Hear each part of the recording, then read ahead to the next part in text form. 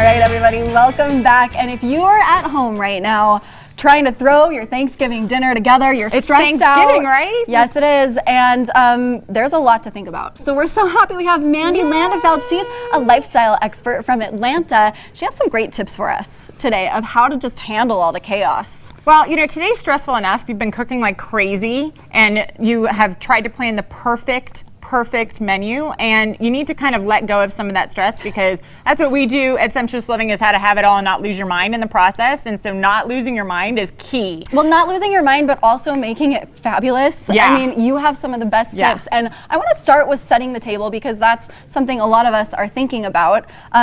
How do you get it to be so it's not going to be so much cleanup afterward? Well, I love using butcher paper.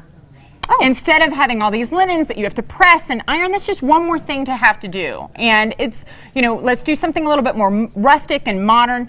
Butcher brown paper. I think it's a great idea. Across a big roll. You can get them for like $10 at Home Depot. Big, huge roll. You can dress all the tables. Go ahead. It's easy cleanup that you just throw away. And then you can write with a Sharpie around the plates. That becomes also your place card holder. Oh, your name tag. The names, so you're right? Not, oh, that's true. In my family, we have so many people that it's always scrambling around trying to find your spot. And do you really want to spend an hour sitting down writing fancy little place cards anymore? No. I love that idea. Absolutely. So, and then at the end, you just crumple it up and it goes in the trash. Throw it away. And actually, the butcher paper look right now is kind of in anyway. It's so hot. Like, that's kind of what rustic people are. Farmhouse kind of welcome. That's the whole point of hospitality, especially we in the South love to be hospitable. And so you want everyone to feel like they're part of the family, whether they are or whatever. You kind of wish they were. I like it. You know what I mean? Depends on the day, right? Let's talk about the turkey. Because that's always, I mean, burning the turkey, it's always the hardest part, I feel like. Well, it's really hard. Sometimes people stress out a lot about having dry turkey, but if you have some great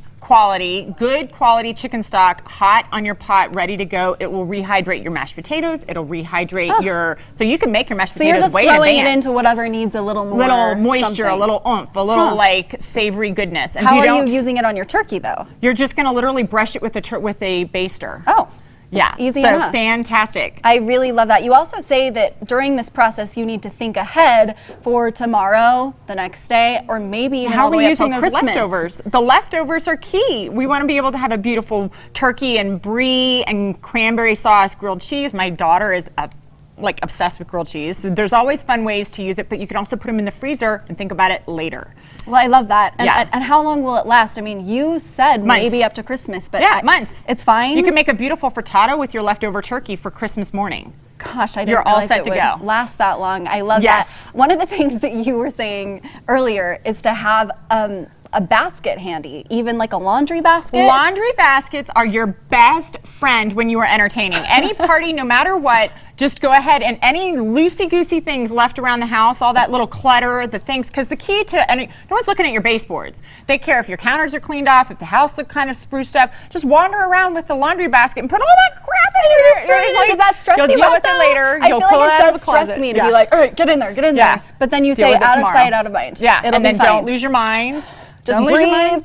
And no one cares because they ain't doing the dishes. They're sitting on their fanny while you're serving them. I mean, like, I love you so much. You need to be here in the kitchen every single day. I'm telling you, we all need a little more dose of sumptuous living.